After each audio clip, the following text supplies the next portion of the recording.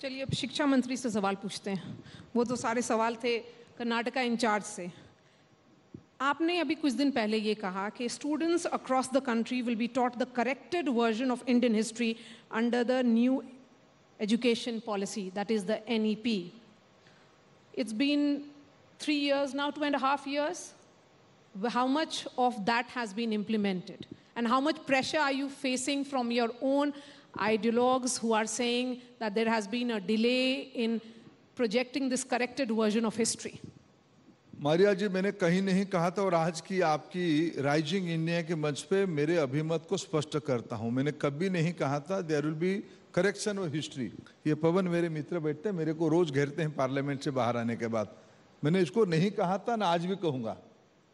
हम बड़ी लकीर खींचने वाले हैं। मैं आपको, आप बिहार से आते हो, आप जिस जिले से आते हो उस जिले से, जिस जोन से एक बहुत बड़े स्वतंत्रता सेनानी है बाबू वीर कुंवर सिंह। आप जानते हैं उनको? जी। क्या देश जानते हैं उनको? कर्नाटक में उनके बारे में पढ़ाई नहीं होनी चाहिए? जम्मू कश्मीर में उनके बारे में पढ़ाई नहीं होनी चाहिए? मारिया जी, मैं जिस जिले से आता हूं उस जिले में एक 13 साल की लड़का अंग्रेजों के साथ लड़ा था। एक नदी में वो नाव चला रहा था। अंग्रेज गए कि हमको नाव पार करो। उन्होंने कहा कि आप फिरंगी हो, आपको मैं नाव में नहीं बिठाऊंगा। उन्होंने गोली मार दिया। उनके बारे में देश को मालूम नहीं होनी चाहिए? आलूरी सीताराम राजू एक ट्राइबल व्यक्ति आंध्र में विशाखापट्टनम इलाका में जनजातियों के अंदर एक क्रांति खड़ा किया अंग्रेजों के खिलाफ। वीर सुरेंद्र साय लंबे समय तक जेल में रहे मध्य प्रदेश की।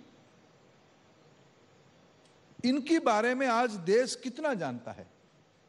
तो देश क्यों नहीं जान पाया? अब गलत जगह पे पूछ रहे हो। मैं तो कह रहा हूं उनको बताना ही पड़ेगा। इसीलिए हम कह रहे लंबी लकीर खींचेंगे, सबको इतिहास की पन्ने पे लाएंगे, इसको सारे पाठ्यक्रम में ऑफिशियल रिपोजिटरी में लाएंगे।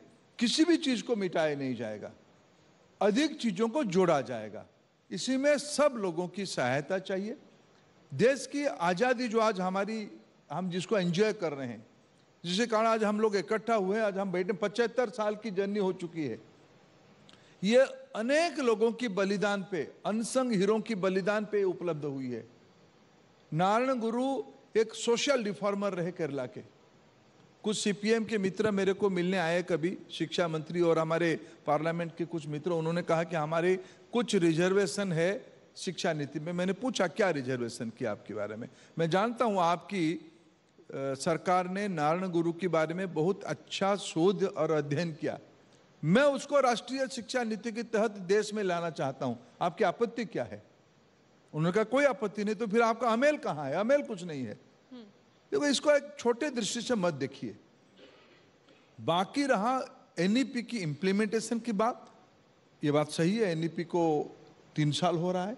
2020 जुलाई में ये लागू हुआ था, लेकिन पहला साल कोरोना के कारण उसकी जिस तेजी से इंप्लीमेंटेशन होना चाहिए वो नहीं हो पाया। आज प्राइमरी एजुकेशन से, फाउंडेशनल स्टेज से लेके हायर एजुकेशन तक सारे वर्टिकल्स में पैरेलल काम हो रहा है। एक्सपर्ट्स, अथॉरिटी, इसकी बेसिक रिफॉर्म, नई करिकुलम, नई सिलेबस, नई टेक्स्ट बुक, इस ओर हम काम कर रहे हैं। जो हमारी नया फाउंडेशनल स्टेज की जो वर्टिकल हमने बनाई, पहली बार देश में भारत सरकार नीति बनाई एज 3। ये माना जाता है एज 3 से 8 के अंदर बच्चे की 85% मानसिक विकास हो जाती है। इसी एज को हमने फाउंडेशन स्टेज माना। पहली बार देश में प्री स्कूल फॉर्मल एजुकेशन शुरू होगी। खेल, गाना, स्टोरी टेलिंग, ये माध्यम रहेगा शिक्षा की। अभिभावक और शिक्षक दोनों मिलकर नन्ही कली को प्रस्फुटित करवाएंगे। इसकी पाठ्यक्रम हमने पिछले फरवरी 20 को लोकार्पित कर दिया। जादुई पिटारा जी, कई सारे खिलौना, कई सारे स्टोरी, कई सारे लोक कथा, ये सारे को उसकी हिस्सा बनाया गया।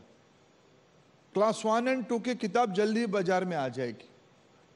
2024-25 की 23-24 की एकेडमिक ईयर में नई पाठ्य पुस्तक के आधार पे पढ़ाई शुरू हो जाएगी और हमारी टारगेट है 2024 में दिसंबर तक बाल बाटिका 1, 2, 3 यानी KG 1, 2, 3 एंड क्लास 1 to 12 ये सारे एजुकेशन के लिए टेक्स्ट बुक बन जाए।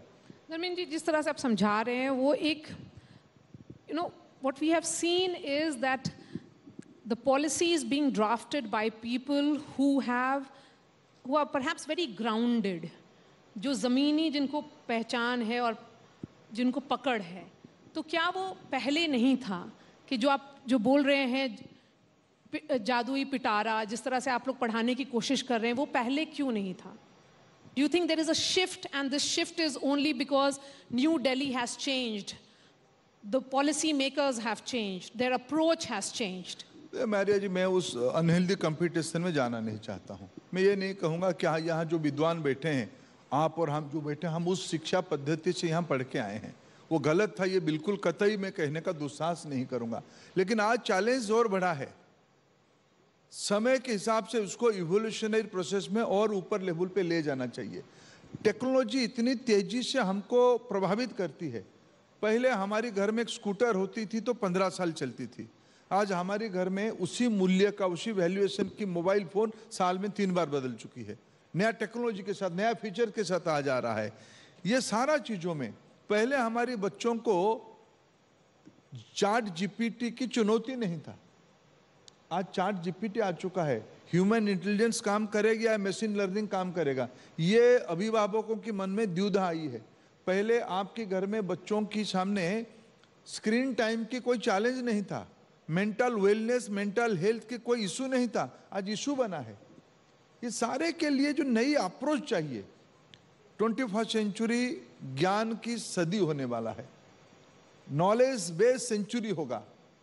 और जिस सिविलाइजेशन के पास, जिस सोसाइटी के पास इनडेप्थ नॉलेज होगा, गहरा ज्ञान प्रभाव होगा, विरासत में जिनको बहुत संस्कार मिला होगा, जो दूर को देखने वाला शक्ति जिस समाज में होगा, वही समय को पकड़ सकता है। हमारी कन्विक्शन है, भारत उस सारे गुण की अधिकारी है। विश्व कल्याण के लिए हमारी शिक्षा व्यवस्था न केवल हमारी आवश्यकता को पूरा करेगी, दुनिया की ग्लोबल रिक्वायरमेंट को। हमारे भारत में इस बार वैक्सीन बना, सिर्फ भारत को सहायता नहीं किया, दुनिया को मदद किया। ये हमारी शिक्षा नीति की अभी की फाउंडेशनल रिक्वायरमेंट है।